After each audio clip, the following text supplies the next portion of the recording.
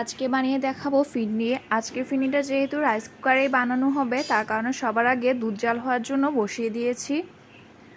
ফিরনি বানানোর 1 থেকে 1.5 ঘন্টা আগে সুগন্ধি পোলাও চালটা ভিজাতে রেখে দিয়েছি। দুধটা জাল হয়ে আসার পর তাতে দারচিনি, এলাচি দিয়ে দিব এবং চালগুলো ধুয়ে ভালোভাবে দিয়ে দিব। চালগুলো যখন সিদ্ধ হয়ে আসবে তখন তাতে সামান্য একটু গরুর দুধের সাথে পাউডারের দুধ মিক্স করে দুধে দিয়ে দিব। তারপর স্বাদ মতো চিনি দিয়ে দিব। তারপর ভালোভাবে নেড়ে চেড়ে দেওয়ার পরে বাদাম বাটা দিয়ে দিব। বাদাম বাটা দেওয়ার পর আবার কিছুক্ষণ রেখে দিব। 5 থেকে 7 মিনিট রাখার পর যখন হয়ে আসবে তখন একটু গোলাপ জল দিয়ে দিব। তারপর একটু ঘি দিয়ে দিব।